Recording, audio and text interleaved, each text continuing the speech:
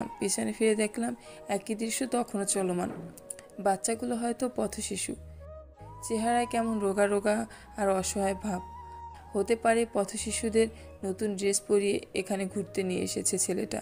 তবে ছেলেটার চেহারা বেশ আকর্ষণীয়, ফর্সা গোল চেহারা, কোচা কোচা দাড়ি, প্রশান্ত চোখ, খাড়া নখ আর সরু ঠোঁটের সমলীন চেহারাটা নজর কাড়া। পরনে তার মেঘের ভেলা শার্ট আর কালো ডেনিম প্যান্ট, হাতে কালো বেল্টের ঘড়ি। কালো চুলগুলো যখন বাতাসে এলোমেলো হচ্ছিল তখন হাত দিয়ে বারবার তার পেছনের দিকে ঘোরাচ্ছিল। সেই সাথে মুখ ভর্তি হাসি দেখে যেন মন কেড়ে যাচ্ছিল, যা নিমিষেই আশেপাশে মানুষগুলোকে হাসির রাজ্যে নিয়ে যায়। সব মিলিয়ে চমৎকার একটি দৃশ্য, ঠিক ফ্রেমে বাঁধার মতো। ছেলেটাকে এক নজর দেখে কেমন যেন ভালো লাগার জন্ম লেগে গেল। চারদিকে তার বয়সী ছেলেরা যখন গার্লফ্রেন্ড নিয়ে ছবি তুলছে আর রোম্যান্স নিয়ে ব্যস্ত, তখন সে ব্যস্ত অসহায় পথশিশুদের মুখে হাসি ফোটাতে। এমনটা কজন পারে জানা নেই আমার, তবে সেদিন সবার মাঝে ওই ছেলেটাকে আমার অন্যরকম লেগেছে। তার রূপ গুণ দুটোই আমাকে মুগ্ধ করেছিল, অদ্ভুত অনুভূতির জন্ম নিয়েছিল। আমি নিজের অজান্তেই ছেলেটার দিকে হাঁ করে তাকিয়েছিলাম। আমার ঘোর কেটেছিল স্বরূপ আর নিতুর ঝাঁকানিতে। আমার তাকানো নিয়ে সেদিন মজা নিয়েছিল দুজন। সে কি হাসাহাসি তাদের! আমার নিরামিষ বান্ধবীও যেন আমিষ হয়ে গিয়েছিল। আর আমি তো প্রথমবারের মতোই কোনো ছেলের ব্যাপার নিয়ে লজ্জায় লাল হয়ে গিয়েছিলাম, যা ওদের হাসির মাত্রাটা দ্বিগুণ করেছে। আমি তাদের হাসি এড়িয়ে তখন ছেলেটাকে দেখতে মনোযোগী হলাম। ওরা হাসি থামিয়ে বলল, কুসকুস হতা হে। আমি এক লাজুক হাসি দিয়েছিলাম সেদিন। যতক্ষণ ছিলাম ততক্ষণই ছেলেটাকে দেখে গিয়েছিলাম। ফেরার সময় মৃদুল ভাই এসেছিল আমাদের নিতে। মৃদুল ভাই হলো আমাদের নিরামিষ বান্ধবী স্বরূপার আমিষ প্রেমিক। তিনি মেডিকেল স্টুডেন্ট। বেচারা দীর্ঘ 2 বছর পিছন ঘুরে স্বরূপাকে পটিয়েছে। মেডিকেলে পড়া থেকে স্বরূপার মন পড়া অতি কঠিন কাজ বলে তার মনে হয়। একাদশ শ্রেণী থেকেই রিলেশন শুরু হয়েছে তাদের। আমি মৃদুল ভাইকে যতবারই দেখি ততবারই একটি কথাই জিজ্ঞেস করতাম, ভাই এই নিরামিষ নিয়ে চলেন কিভাবে? ভাইয়া প্রতিবারই হেসে জবাব দিত। মৃদুল ভাইয়ের চমৎকার উত্তর শুনে আমি হাসতাম। ওদিকে আমার নিরামিষ বান্ধবী লজ্জায় লাল নীল হতো, যা মৃদুল ভাইয়ের ঠোঁটের কোণে মুচকি হাসি জোগানো দিত। দিনের অল্পখানিক সময় স্বরূপা মৃদুল ভাইকে দিত, তাতেই মৃদুল ভাই খুশি হতো। কোনো অভিযোগ ছিল না তার। স্বরূপাও ভীষণ ভালোবাসত মৃদুল ভাইকে। তারা সবসময় চিঠি আদান প্রদান করত। দুজনে পাশাপাশি বসে থেকেও চিঠিতেই কথা বলতো। ব্যাপারটা আমার খুব ভালো লাগতো। আমি তো মনে মনে সিদ্ধান্ত নিয়েছিলাম যে বিয়ের পর স্বামীর সাথে চিঠি আদান প্রদান করব। ভালোবাসাটা কথার সুরে নয়, কলমের কালিতে ফুটিয়ে তুলব। চমৎকার হবে, আমার সে আশা পূরণ হবে। যাকগে, সে অন্য কথা। আমি ফিরে আসি আমার ভালোবাসার মানুষের সাথে পথ চলার কথায়। সেদিন মৃদুল ভাই এসে আমার ভালো লাগার কথা জানতে পেরে তিনি নিজেই ছেলেটার খোঁজ এনে দিবেন বলে আশ্বাস দিলেন। আমি বেশ খুশি হলাম তার কথায়। পরদিন যথারীতি দুপুর গড়িয়ে বিকেল হতেই ছেলেটাকে দেখার জন্য চলে গেলাম আবার উত্তরার দিয়া বাড়িতে। সাথে ট্রেনে হিসড়ে স্বরূপাকেও নিয়ে গেলাম। স্বরূপা সেখানে গিয়েই নিরিবিলি জায়গা খুঁজে বইয়ে মুখ গুজল। আমি আমার ভালো লাগার মানুষটাকে দেখায় মন দিলাম। আজও ছেলেটা এসেছে একদল ছোট বাচ্চার সাথে করে। সবাইকে নিয়ে কাশফুল রাজ্যের এক ফাঁকা জায়গায় গোল হয়ে বসে আড্ডায় আসর জমিয়েছে। ছেলেটা গল্প করছে আর তার কথায় বাচ্চাগুলো হেসে কুটি কুটি হচ্ছে। বোঝাই যাচ্ছে আড্ডা জমাতে ভীষণ পটু সে। মৃদুল ভাইয়া থেকে কোনো খবর না পেয়ে সিদ্ধান্ত নিলাম নিজেই গিয়ে তার সাথে পরিচিত হব। ভালো লাগা এসেছিল জীবনে, তাকে উড়ে যেতে দিব না, যত তাড়াতাড়ি সম্ভব মুঠোবন্দি করব। এ ভেবেই আমি চুপি চুপি ছেলেটার পিছন গিয়ে অন্যদিকে ফিরে বসে পড়লাম। এমন একটা ভাব করলাম যেন আমি ঘুরতে ঘুরতে ক্লান্ত হয়ে গেছি আর এখানে বসে জিরিয়ে নিচ্ছি। আমার নজর অন্যদিকে হলো। গানটাকে ছেলেটার আড্ডার আসরে ভেসে ওঠা কথাগুলো শোনার দায়িত্ব দিলাম। ওদের কথা খানিক শুনে বুঝলাম ওদের আড্ডার মেন টপিকস হলো জীবনের সবচেয়ে মজার ঘটনা। পিচ্ছি ছেলে মেয়েগুলো তাদের জীবনে দেখা বা ঘটা সবচেয়ে হাস্যকর ঘটনা বলছে আর সবাই মিলে হেসে গড়াগড়ি খাচ্ছে। সবার ঘটনা বলার পরে ছেলেটার পালা আসলো। ছেলেটা বলা শুরু করলো। আমি একটা মজার ঘটনা বলি। একবার আমি চিড়িয়াখানায় গিয়েছিলাম। ঘুরতে ঘুরতে হাঁপিয়ে যাওয়ায় বানরের খাঁচার খানিক দূরে একটা বেঞ্চিতে বসলাম। আমার দৃষ্টি ছিল বানরের খাঁচার দিকে। খানিক পরে দেখলাম একটা মেয়ে কোমর অবধি খোলা চুল নিয়ে বানরের খাঁচা ঘেঁষে দাঁড়িয়ে সেলফি নিতে ব্যস্ত। বয়স কত হবে, 17 কি 18? মেয়েটার খানিক দূরে দাঁড়িয়ে তার বোন আর দুলাভাই গল্প করছে। তাদের আচরণে বোন দুলাভাই মনে হলো। যাকে তো হঠাৎ করে একটা বানর কলুকি মেয়েটার চুলের গাছি ধরে দিল এক টান। চুলে টান পড়ায় মেয়েটা হাত থেকে ফোন ফেলে চিৎকার জুড়ে দিল, আর বানরের হাত থেকে চুল ছাড়াতে লেগে গেল। মেয়েটা বারবার বলছে, দুলাভাই আমাকে বাঁচান, আপু আমাকে বাঁচা। মেয়েটার চিৎকার শুনে মেয়েটার বোন দুলাভাই এগিয়ে গেল। তারপর দুলাভাই মেয়েটার এক হাত ধরে দিল এক টান। তাতে মেয়েটা খানিকটা দূরে সরে হলো। পুরোপুরি সরে যাওয়ার আগেই বানরটা খপ করে আবারও মেয়েটার চুল ধরে ফেললো। এবার মেয়েটার দুলাভাই এসে আরো জোরে মেয়েটার হাতে টান দিল। বানরও তার জোর বাড়ালো। সর্বশক্তি দিয়ে মেয়েটার চুল টেনে ধরেছে।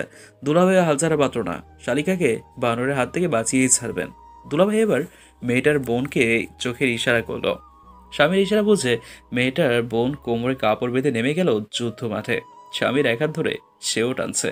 এদের পাল্লা ভারী হয়ে গেল। এবার বানর তার জোর আরো বাড়ালো। গ্রিলের ফাঁকে দু হাত বের করে মেয়েটার চুলের গাছে ধরে দিল টান। এদিকে মেয়েটা দুলাভাই সর্বশক্তি দিয়ে মেয়েটার হাত টানছে, আর মেয়েটার বোন তার স্বামীর হাত টানছে। টানাটানির মাঝে এমন অবস্থা হলো যে বানর মেয়েটার চুল টানে একদিক থেকে, দুলাভাই হাত টানে আরেক দিক থেকে। মাঝ থেকে মেয়েটার চুল জোরে টান লেগে মাথাসহ ছেলের উপক্রম হলো। মেয়েটা কাতরতার সাথে বারবার চিৎকার করে বলছে, আপু দুলাভাই ছাড়েন আমাকে, বানরের চুল টানা থেকে আপনাদের হাত টানায় ব্যথা বেশি লাগছে, আমাকে বানরের হাতে ছেড়ে দিন। দুই পক্ষের টানাটানির মাঝে আমি দুই ভাগ হয়ে যাব। দুলাভাই নাসর বান্দা, কোনোভাবেই ছাড়বে না। শালিকাকে সে বানর থেকে ছাড়িয়েই ছাড়বে। দুই পক্ষ আবারও লেগে গেল তাদের টানাটানিতে। মাঝে নিরীহ মেয়েটার অবস্থা শোচনীয়। ছেলেটা কথাগুলো অনেকটা আবৃত্তি করে বলছে। ছেলেটার জোকস শুনে বাচ্চারা হাসতে হাসতে গড়াগড়ি খাচ্ছে। আমারও হাসি পেয়ে গেল। ধরা খাওয়ার ভয়ে মন খুলে হাসতে পারিনি, তবে পরনের শুভ্র শাড়ির আঁচলে মুখ লুকিয়ে ঠিকই হেসে নিয়েছিলাম। খুব মজার কথা বলেছে ছেলেটা। ছেলেটার সাথে কথা বলার ইচ্ছেটা আরও দমিয়ে রাখতে পারছিলাম না। ঘুরে গিয়ে বললাম, এক্সকিউজ মি। আমার কথায় ছেলেটা পিছন ফেলল।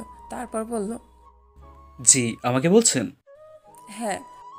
জি, বলুন। আমি ক্লান্ত চেহারা বানিয়ে বললাম, আসলে আমি ঘুরতে ঘুরতে ক্লান্ত হয়ে গিয়েছি। পানির পিপাসা পেয়েছে। আমার কাছে পানির বোতল নেই। আপনার কাছে কি মিনারেল ওয়াটার হবে?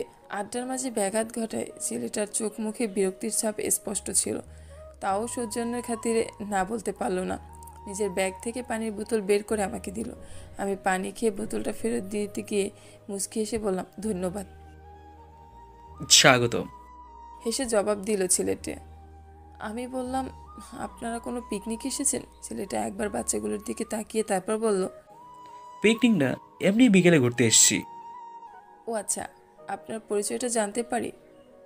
আমার তরিং প্রশ্নে ছেলেটা হেসে দিয়ে বলল, আমি তুরাগ আহমেদ, জাহাঙ্গীরনগর বিশ্ববিদ্যালয়ে মাস্টার্সে পড়ি। এছাড়া দেওয়ার মতো তেমন কোনো পরিচয় নেই। তুরাগ, নাইস নেম, মনে মনে বললাম। তারপর ফিরতি হাসি দিয়ে বললাম, আমি প্রতিভা, ইস্টার্ন ইউনিভার্সিটির ইংরেজির ছাত্রী। তা আপনি এখানে কি? আর এই বাচ্চারা কারা? তুরাগ তার মুখের হাসি বজায় রেখে সহজভাবে উত্তর দিল, এরা সবাই এতিম, এতিমখানে থাকে। বাবা মা আত্মীয় স্বজন নেই, ঘুরতে নিয়ে যাওয়ারও কেউ নেই, তাই আমি এদের প্রতিদিন এখানে নিয়ে আসি। এরপর জমি আড্ডা দেই। আমিও এতিম, এতিমখানায় বড় হয়েছি, সেখানে এখন শিক্ষকতা করি।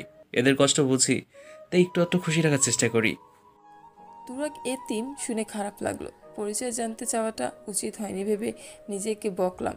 তারপর মলিন মুখে বললাম, সরি, আসলে আমি জানতাম না। তুরাগ তার হাসি বজায় রেখে বলল, আরে না, সরি হওয়ার কিছু নেই। আপনি নিজেকে দোষী ভাববেন না। সত্য হজম করতে পারি আমি, হজম শক্তি বেশ আমার। আমি চুপ করে রইলাম। তুরাগ আবারও হেসে বলল, সন্ধ্যা হয়ে যাচ্ছে, ফিরতে হবে। আজ তবে আসি। আমি মাথা নাড়ালাম। তুরাগ বাচ্চাদের নিয়ে গল্প করতে করতে চলে গেল। আমি মনে মনে বললাম, কি অমায়িক ব্যবহার তার।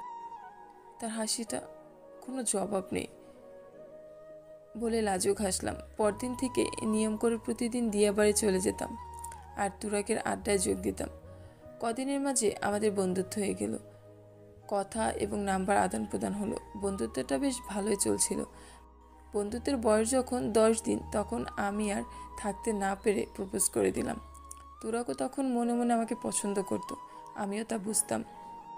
আমি ভেবেছিলাম তুরাগ আমার প্রপোজাল অ্যাকসেপ্ট করবে, কিন্তু না, সে আমাদের দুজনের লেভেলের কথা ভেবে সাথে সাথে আমাকে ফিরিয়ে দিল। আমিও নাছোড়বান্দা, আমার ভালোবাসার তাকে বুঝিয়ে ছাড়বো। আমি তার পিছনে আঠার মতো লেগে থাকতাম। ভালোবাসি ভালোবাসি বলে একরকম পাগল করে ফেলেছিলাম। সেই সাথে নানা রকম ব্ল্যাকমেল আর পাগলামি তো আছেই। না পেরে 15 দিনের মাথায় তুরাগ আমাকে অ্যাকসেপ্ট করলো। মনও আদান প্রদান হয়ে গেল। অবশেষে শুরু হলো আমাদের ভালোবাসার জার্নি। প্রতিদিন দুজনের ভার্সিটি শেষে রিক্সা করে ঘুরে বেড়ানো, ধানমন্ডি লেকের পাড়ে বসে বাদাম খাওয়া, সপ্তাহে একদিন সিনেমা দেখা, সব মিলিয়ে ভালোই চলছিল দিনকাল। তুরাগ এতিমখানায় পড়াতো, বিনিময়ে কোনো টাকা নিত না, শুধু সেখানে থাকতো। পাশাপাশি কয়েকটা টিউশনি করাতো। টিউশনি খরচ দিয়ে নিজে আর পড়াশোনার খরচ চালাতো। মাঝে মাঝে আমাকে এটা সেটা কিনে দিত। আমার ডিমান্ড বেশি ছিল না, অল্পতেই খুশি হতাম। সম্পর্কের কোনো অভিযোগ ছিল না, দুজন দুজনকে বুঝতাম। দুজনের ভালোবাসাটা বেশ ছিল। তুরাগ প্রচণ্ড চঞ্চল আর হাস্যরাশি মানুষ ছিলেন। সারাক্ষণ সবাইকে হাসাতো, আমাকে কখনো মন খারাপ করতে দিত না। প্রচণ্ড রকম কেয়ারিং আর সাপোর্টিং আর পজিটিভ মানুষ ছিলেন। মনটা একেবারেই স্বচ্ছ, মনে মুখে একই কথা, কোনো ধোঁয়াশা নেই। দিন যত যেতে লাগলো তার প্রতি আমার মুগ্ধতা আর ভালোবাসা বেড়েই চলছিল। কেটে গেল 2টি শরৎ, চমৎকার ছিল সবসময়। তুরাগ মাস্টার্স শেষে একটা মাল্টিন্যাশনাল কোম্পানিতে ঢুকলো, কিস্তিতে মিরপুর একটা ফ্ল্যাটও কিনলো। সম্পর্কের 2 বছর পর আমি বাসায় জানালাম তুরাগের কথা। আমার বাবা মা সবাই আমার খুশিতে খুশি থাকতো, তাই তারা বিনা বাক্যে মেনে নিল। তাছাড়া তুরাগ পাত্র হিসেবে চমৎকার ছিল, কোনো খারাপ দিক নেই। বিষয়টা ধীরস্থিরভাবে সব কিছু গুছিয়ে তারপর সুন্দরভাবে হওয়ার কথা ছিল, কিন্তু এক বখাটের কারণে হুটহাট বিয়ে হয়ে গেল আমাদের। বিয়ের দিনই তুরাগ আর আমি গিয়ে উঠলাম তুরাগের কেনা মিরপুর ফ্ল্যাটে। সেখান থেকে তুরাগের অফিস খুব কাছেই, সুযোগ সুবিধা বেশ ছিল। বাবাই বিয়েতে তুরাগকে একটা কার গিফট করলো। আমাদের ছোট্ট একটা সংসার হলো। সুখের মাঝে 6 মাসটা কেটে গেল। আমাদের বন্ধন ভালোবাসা আজও তেমনই আছে, যেমনটা প্রেমের প্রথমে ছিল। মাঝে তুরাগের অ্যাক্সিডেন্ট হলো, এখন হুইল চেয়ারে বন্দি, নিজে নিজে চলতে পারে না। তাকে দেখলে আমার কলিজাটা ফেটে যায়। আমি প্রতি মুহূর্তে আপ্রাণ চেষ্টা করি তার খেয়াল রাখার। আমি চাই সে তাড়াতাড়ি সুস্থ হয়ে যাক। তাকে যে আমার অনেক বড় সারপ্রাইজ দেওয়ার আছে। মাসখানেক আগেই জেনেছি আমাদের ভালোবাসার চিহ্ন আসতে চলেছে। এই খবরটা তুরাগকে দিব, তবে তা বিশেষভাবে। আমি ভেবে রেখেছি আর মাসখানেক পরে তুরাগের জন্মদিন, সেই দিনই তাকে এই সারপ্রাইজটা দিব। তুরাগ কি রিয়েকশন দিবে ভাবতে আমার খুশিতে মনটা যেন উঠেছে নেচে। নিশ্চয়ই খুব খুশি হবে তুরাগ। আমার ভালোবাসার খাঁচায় আরেক পাখি যুক্ত হবে, সেও থাকবে আমার পছন্দের তালিকা জুড়ে। তাকে নিয়েও লিখব কখনো। অতি পছন্দের মানুষের তালিকা শেষে অতি অপছন্দের মানুষের তালিকাও। আমার লাইফের সবচেয়ে অপছন্দের, সোজা কথা বলতে ঘৃণিত মানুষের তালিকা জুড়ে একজন বিচরণ করে, সে হলো অভিলাষ। আমার জীবনে সকল দুঃখ কষ্টের কারণ। সে স্কুল জীবন থেকে আমাকে টিজ করে যাচ্ছে, আঠার মতো লেগে আছে। আমি সেই স্কুল লাইফ থেকেই তাকে এড়িয়ে চলি, তাও সে আমার পিছু ছাড়ে না। তার কারণে আমি তাড়াতাড়ি করে তুরাগকে বিয়ে করেছি। তার অসভ্য আচরণের কারণে তাকে জেলে দিয়েছে বাবা। ভেবেছিলাম বিয়ের পর অভিলাষ নামক ঝামেলাটা পিছু ছাড়বে, কিন্তু না, জেল থেকে বেরিয়ে সে আবার তার অভ্যাস শুরু করেছে। এখন তো রীতিমতো তুরাগকে খুন করার হুমকি দেয়। বলে আমি যেন তুরাগকে ডিভোর্স দেই, তাকে বিয়ে করে ফেলি, না হলে সে তুরাগকে, আমাকে, আমার পরিবার সবাইকে খুন করে ফেলবে। দিনকে দিন তার অসভ্যতা বেড়েই চলছে। আমার কয়েকটা ছবি বাজেভাবে এডিট করে আমাকে পাঠিয়েছে। খুব আপত্তিকর কিছু শরীরই আমার মাথায় এডিট করেছে। দেখে মনে হয় যেন এটাই আমি। অভিলাষ প্রতিদিন একটা একটা ছবি আমাকে পাঠিয়ে থ্রেড দেয়, বলে আমাকে 2 মাস সময় দিয়েছে। এরই মাঝে তুরাগকে ছেড়ে তার কাছে না গেলে তুরাগকে খুন করবে, আর আমি এসব কাউকে জানালে ছবিগুলো ভাইরাল করে দিবে। লজ্জার ভয়ে এসব কথাগুলো আমি কাউকে বলতে পারিনি। বাবা আর তুরাগ ওর সাথে ঝামেলা করবে, শেষে অভিলাষ তুরাগের ক্ষতি করে ফেলবে। এসব ভেবে আমি চুপ থাকি, তবে খুব অশান্তির মাঝে দিন কাটছে আমার। না শুইতে পারছি, না বলতে পারছি। আমি তো তুরাককে ছাড়তে পারবো না। না জানি অভিলাষ আমাদের কি ক্ষতি করে, কি হয় আমাদের শেষ পরিণতি। বেশ কিছু সময় নিয়ে অধরা প্রতিবার পুরো ডায়েরিটা পড়ে শেষ করলো। প্রতিভা এই ডায়েরিটা মাসখানেক আগে লিখেছে, কারণ ডায়েরির প্রথম পেজেই লেখা, উৎসর্গ আমার আগত সন্তান। ধারণা করা যায় প্রেগনেন্সির খবর জানার পর তার আগত সন্তানকে উৎসর্গ করে প্রতিভা ডায়েরিটা লিখেছে। ভবিষ্যতে প্রতিভা তার সন্তানকে ডায়েরি উপহার দিবে বলে হয়তো সিদ্ধান্ত নিয়েছিল। আগের ডায়েরিগুলো হয়তো হারিয়ে গেছে, তাই এই সিদ্ধান্ত। সব ইউনিটকে খবর দিন, চারদিকে পুলিশ মোতায়েন করুন, যত দ্রুত পারেন অভিলাষকে গ্রেপ্তার করুন। আরে আরে গাইস, কোথায় যাচ্ছেন? আপনাদের জন্য এত কষ্ট করে একটা ভিডিও বানালাম, একটা লাইক কমেন্ট করে যান। আপনাদের ছোট্ট একটা কমেন্ট আমাদের সামনে এগোনোর অনুপ্রেরণা। আপনারা যখন ভালো কিছু কমেন্ট করে যান তখন আমাদের কষ্টটা সার্থক হয়। আর হ্যাঁ, গল্পটি যদি ভালো লাগে তাহলে খুব শীঘ্রই নেক্সট পার্ট নিয়ে হাজির হব আপনাদের সামনে। তো অবশ্যই গল্পটি কেমন হলো সেটা বলতে কিন্তু ভুলবেন না।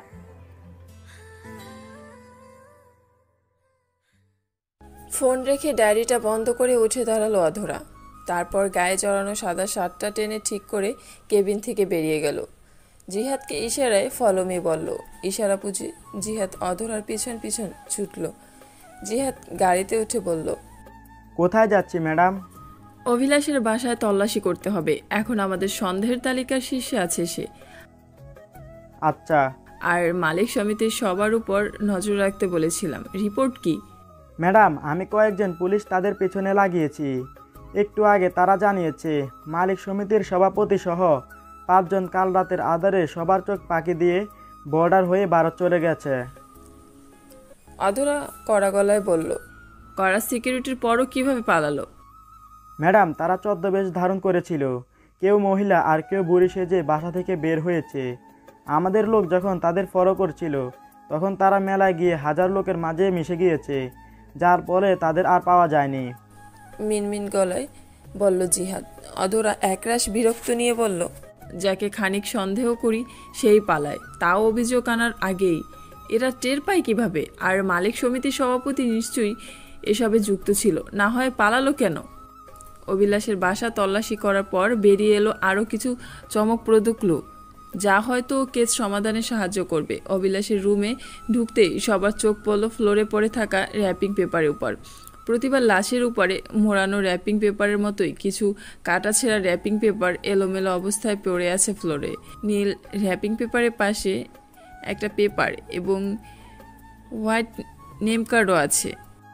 একই রকমের কাগজ প্রতিবার লাশের সাথেও পাওয়া গিয়েছিল। র্যাপিং পেপার, ক্রেস্ট, টেপ, কাঁচি সব এখনও ফ্লোরে পড়ে আছে।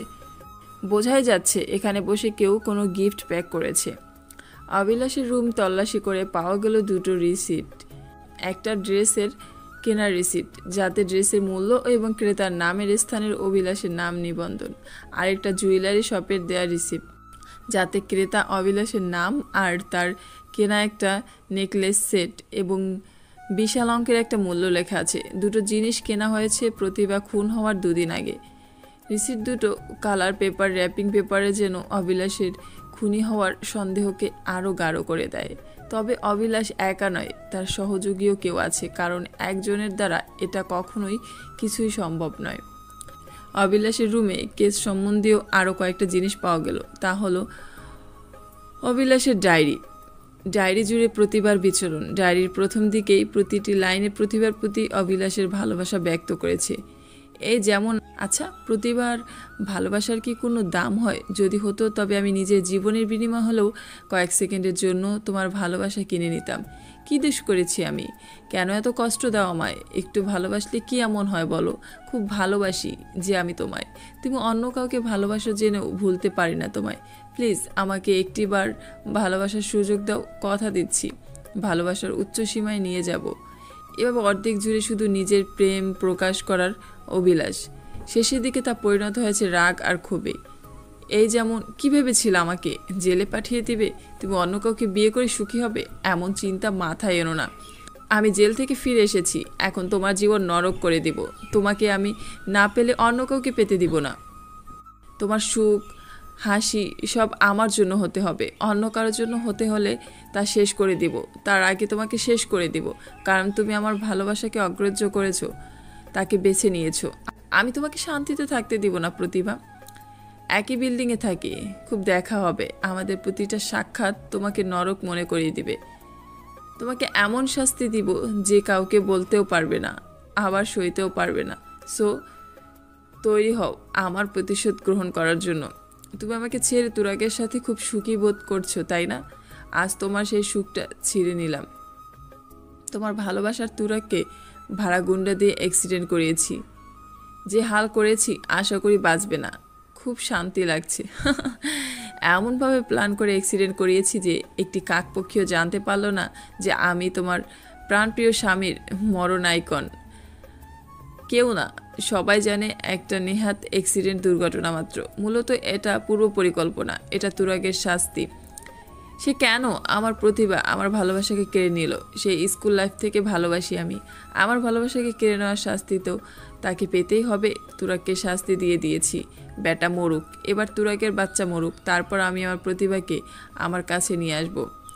আপোষে না হলে তুলে নিয়ে আসব, তাও না পারলে শেষ করে দিব ওকে। ও আমার না হলে ও বাঁচার অধিকার নেই।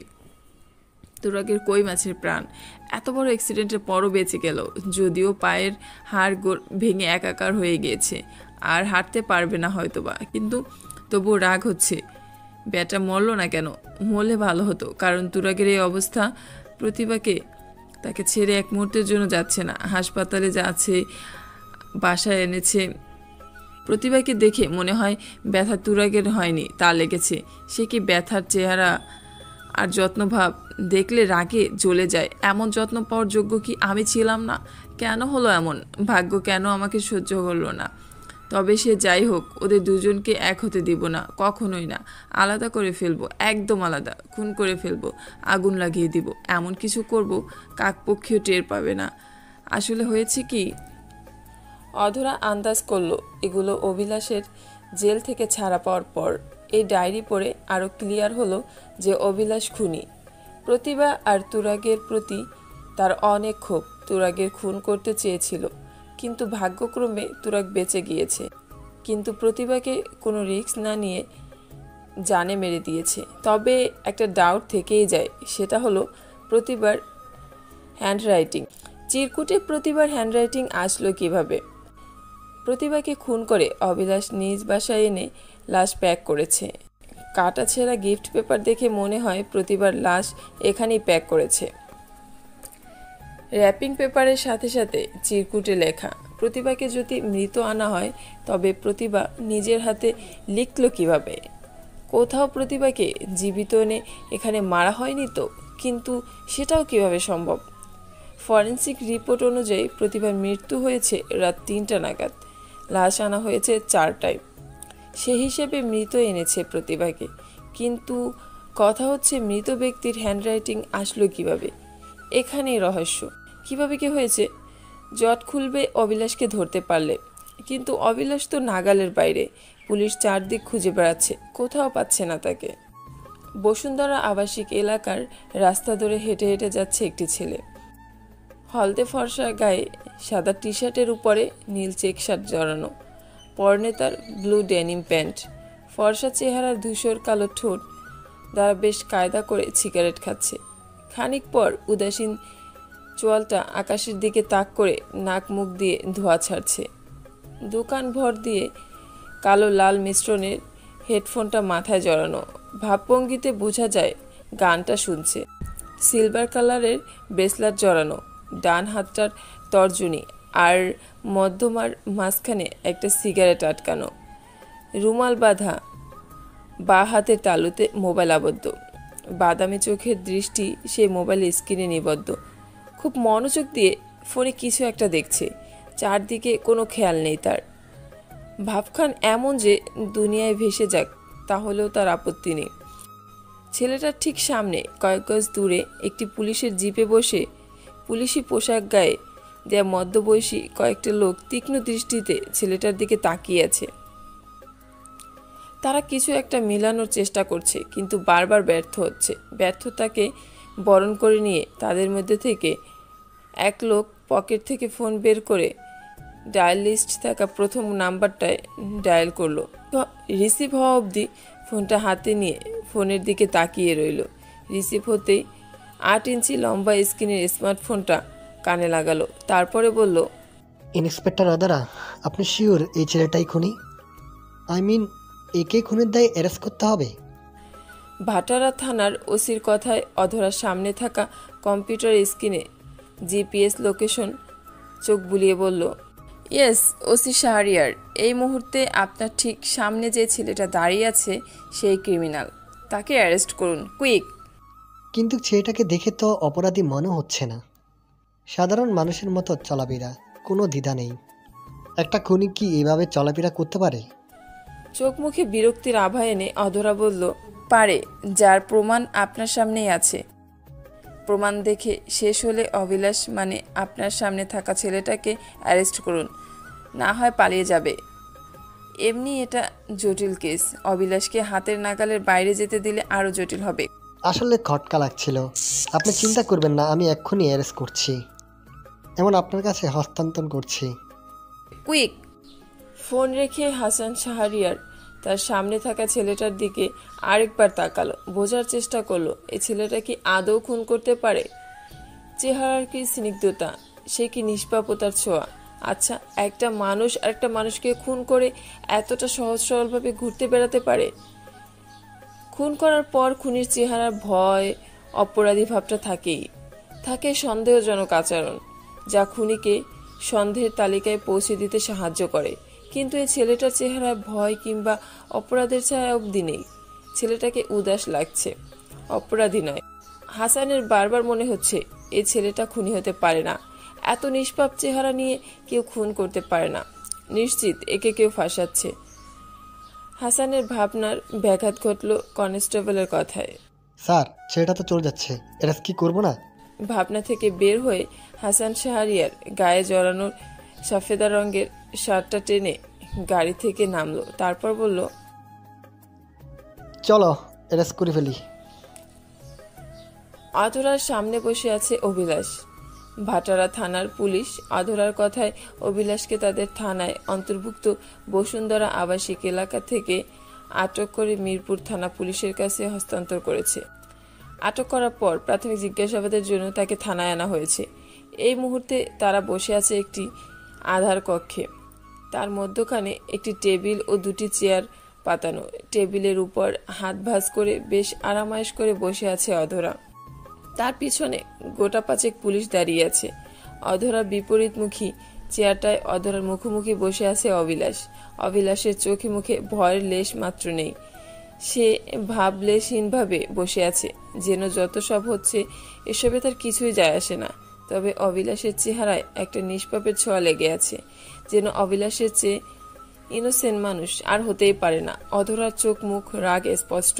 অভিলাষকে খানিক পর অধরা কড়া গলায় বলল, তো মিস্টার অভিলাষ, এবার বলুন কিভাবে কি করলেন? কি করেছি আমি? ভুরুকুসকে বলল অভিলাষ। অধরাও ভুরুকুসকে বলল, আপনি সত্যি বুঝতে পারছেন না আপনি কি করেছেন? না, আমার জানার মতে আমি এখনো কিছু করিনি, যার কারণে আমাকে আটক করা যাবে। আপনারা বিনা দোষে আমাকে আটক করেছেন। রিমান্ডে নিয়ে টর্চার শুরু করলে সব মনে পড়বে। একটা জলজান্ত মানুষকে খুন করেছেন, আবার বলছেন কিচ্ছু করেননি। অধরার কথায় অভিলাষ বিস্মিত চোখে তাকালো। এমন একটা ভাব যেন সে অধরার মুখ থেকে অপ্রত্যাশিত কোনো খবর শুনেছে, যা শুনে সে বিস্ময়ের সিঁড়ি বেয়ে ছাদে উঠে গেছে। অভিলাষ বিস্মিত কণ্ঠে বলল, আমি খুন করেছি? নয়তো কি আমি করেছি? ভুরুকুসকে বলল অধরা। অভিলাষ দ্বিধাগ্রস্ত চেহারায় বলল, আমার সাথে খুনের কি সম্পর্ক? আমি আজ অব্দি কাউকে ছুরিঘাতও করিনি, সেখানে খুন তো অনেক পরের কথা। আমার মনে হয় আপনাদের কোথাও ভুল হচ্ছে। চোরে চুরি করে কখনো বলে আমি চুরি করেছি? সমস্ত প্রমাণ আপনাকেই খুনি বলে খ্যাত করেছে। আপনি প্রতিভাকে খুন করেছেন। খুন করব আমি? তাও প্রতিভাকে, যাকে কিনা আমি নিজে থেকে বেশি ভালোবাসি, তাকে খুন করব আমি? এর থেকে আমি নিজেকে খুন করেছি বলে কথাটা শুনে আমার কষ্ট কম হতো। আমি প্রতিভাকে খুন করব কেন? আমি তোকে ভালোবাসি। ধরা গলায় বলে উঠল অভিলাষ। ধরা করা গলায় বলল, আপনি যদি খুন না করে থাকেন তবে আপনার ঘরে প্রতিবার লাশ পাওয়া আর চিরকুট, নেম কার্ড আর প্রতিবার গায়ে থাকা ড্রেস, নেকলেস কেনার রিসিপ্ট পাওয়া গেল কিভাবে? সব কিছু আপনাকে খুনি প্রমাণ করে। তাই ভালোই ভালো স্বীকার করুন, না হয় রিমান্ডে নেওয়া হবে, তখন নিশ্চয়ই ভালো হবে না। অবিলাস বিকলিত কণ্ঠে বলল, বিশ্বাস করুন ম্যাডাম, আমি কিছুই করিনি। কিসের ড্রেস, কিসের চিরকুট, আমি তো কিছুই বুঝতে পারছি না। অধরা জিহাদকে ইশারা করলো। জিহাদ দুটো প্যাকেট টেবিলের উপর রাখলো। পাতলা সাদা পলিথিনের ভিতর রিসিট, নেম কার্ড আর চিরকুট দেখা যাচ্ছে। অধরা পলিথিনের প্যাকেট দুটো ইশারা করে বলল, দেখুন, ভেবে দেখুন কিভাবে অজুহাত দিবেন। প্যাকেট দুটোতে চোখ রাখতেই বিস্ময় অবিলাসের চেহারার রং পাল্টে গেল, যেন সে পৃথিবীর অষ্টম আশ্চর্য নিউজিল্যান্ডারের রোটামোহর সিলিকা নামক গোলাদি সাদা সিঁড়ির মতো উপত্যকাটিতে সৌন্দর্য খুব কাছ থেকে দেখছে। বিস্ময়ে তার চোখের পাতা অবধি নড়ছে না। সে অবাক চোখে টেবিলের উপর থাকা প্যাকেট দুটোর দিকে তাকিয়ে রইল। খানিক তাকিয়ে থাকার পর চোখ উঠিয়ে অধরার দিকে তাকালো। অধরা বলল, এখনো বলবেন আপনি কিছু করেননি? এটা কিভাবে সম্ভব? বিচলিত কণ্ঠে বলল অবিলাস। সচেতন চোখ তাকিয়ে অধরা বলল, এই অসম্ভবকে আপনি সম্ভব করেছেন। এখন বলুন, খুন কিভাবে করেছেন আর আপনার সাথে এসবে কে মিলিত আছে? আমাকে ফাঁসানো হচ্ছে ম্যাডাম। শান্ত কণ্ঠে বলল অভিলাষ। অভিলাষের কথা এড়িয়ে অধরা বাঁক হেসে বলল, আপনি প্রতিভাকে স্কুল লাইফ থেকে বিরক্ত করতেন। প্রতিভার বিয়ের আগে আপনার অতিরিক্ত বখাটের জন্য আপনি জেলেও গিয়েছেন। জেল থেকে বেরিয়ে এসে আবার আপনি আপনার বখাটে শুরু করেছেন। তুরাগের অ্যাক্সিডেন্ট করিয়েছেন, প্রতিভার ছবি অশ্লীলভাবে এডিট করে থ্রেড দিয়েছেন, সেই সাথে খুন করার হুমকি দিয়েছেন। এসব করেছেন প্রতিভার পাওয়ার জন্য। আর যখন এসবে প্রতিভাকে ভাগে আনতে পারেননি তখন ওকে খুন করেছেন, কি তাই না? দেখুন, শাক দিয়ে মাছ ঢেকে লাভ নেই, বলে ফেলুন। অধরার কথায় অভিলাষের চেহারায় কোনো ভয়ের রেখা উকি দিল না, দেখা দিল এক রাশ বিমর্ষতা। অভিলাষের করুণ গলায় বলল, আমি নির্দ্বিধায় স্বীকার করছি যে প্রতিভাকে স্কুল জীবন থেকে ভালোবাসতাম, এখনও বাসি। আপনারা যেটা বিরক্ত করালে আমি সেটাকে ভালোবাসা প্রকাশ করি। আমি সবসময় প্রতিভার কাছে বিভিন্নভাবে নিজের ভালোবাসা তুলে ধরেছি। আমি শুরু থেকে চাইতাম প্রতিভা আমাকে বুঝুক, আমাকে ভালোবাসুক। আমি সুন্দরভাবে ওকে ভালোবাসার কথা বলতাম, কখনো গিফট পাঠাতাম, কখনো বা চিঠি। সেই ক্লাস 9 থেকে ওকে আমি ভালোবাসি। সেই থেকে 11টা বছর আমি ওর জন্য, ওর ভালোবাসার জন্য অপেক্ষা করে আসছি। আমার ভালোবাসাটা যদি সবার কাছে উত্তক আর বখাটে পেনা, ভালো না বাসলে ইপটিজার, ভালোবাসলে প্রেমিক। ও আমাকে ভালোবাসলে এসব হয়তো ভালোবাসার পাগলামে আখ্যায়িত হতো। প্রতিভা আমাকে পছন্দ করতো না বলেই আমি ইপটিজার, বখাটে। কিন্তু ম্যাডাম বিশ্বাস করুন, আমি কখনো ওর গায়ে হাত দেয়নি। আমার ভালোবাসা প্রতিভা বুঝতো না বলেই আমি ওকে আমার কাছে জন্য থ্রেট দিতাম। প্রতিভার বিয়ের আগে জেলে যাওয়ার কারণ ছিল তুরাগ। তুরাগ? কথার মাঝে পোড়ন কেটে বলল অধরা। অবিলাস নিষ্পাপ চোখে তাকিয়ে নির্বিকার কণ্ঠে বলে উঠল, হ্যাঁ, তুরাগই ছিল সেই মেইন কারণ। প্রতিবার আমার প্রত্যাখ্যান আর তুরাগের সাথে অতি মেলামেশা, যা আমার একদিন সহ্য হতো না। আমি কোনোভাবেই তুরাগকে প্রতিবার সাথে সহ্য করতে পারতাম। ভালোবাসায় ভাগ হয় না বলে আমার কথাটা আমার কাছে, আমার মাথায় ঝেঁকে বসেছিল প্রতিবার বিয়ের কিছু সময় আগেই। অনেক দিন চুপ থাকলেও তখন আর চুপ থাকতে পারলাম না। অনিশ্চিত অপেক্ষায় জিনিসটা ভয়ঙ্কর। এই ভয়ঙ্করই অনিশ্চিত অপেক্ষায় আমাকে ভয়ঙ্কর করে তুলেছে। আমি প্রতিবার ভালোবাসার কাঙাল ছিলাম। যখন ওর জীবনে কেউ ছিল না তখন প্রতিবার আমাকে ইগনোর করলে আমার কতটা খারাপ লাগতো না। কিন্তু প্রতিভা যখন নিজে তুরকের জীবনে নিয়ে আসলো তখন আমাকে ওর করার প্রত্যেকটা মেনে নিতে কষ্ট হয়েছিল। দীর্ঘ 1.5 বছর আমি নিজের ভালোবাসার মানুষকে অন্য কারোর সাথে সহ্য করেছি। হঠাৎ যেন আমার সহ্য ক্ষমতা বিলীন হয়ে গেল। সব কিছুর মাঝে আমার একটা কথা মনে পড়লো, তা হলো প্রতিভাকে আমার চাই, ও শুধু আমার। আমি নিজেকে গুটিয়ে একটা কাজ জোগাড় করলাম। তারপর ভালোভাবে প্রতিবাদের বাসায় বিয়ের প্রস্তাব নিয়ে গেলাম, কিন্তু আমি তখনও প্রত্যাখ্যান উপহার পেয়েছি। তারপর আমি হাল ছাড়িনি, কয়েকবার ওদের প্রস্তাবে বসেছি, প্রতিবারই জবাব না দিয়ে এসেছি। সাথে অপমান, লাঞ্ছনা তো আছেই। প্রতিবার বাবা মা আমাকে জানিয়েছিল তারা আমাকে নয়, তুরককে তাদের জামাই হিসেবে মেনে নেবে। হতাশা আমাকে আরও ঘিরে ধরলো। আমি জাস্ট আর নিতে পারছিলাম না, অসহ্য হয়ে গেছি। তাই হিতাহিজ্ঞতা শূন্য হয়ে যা মনে হয়েছিল তাই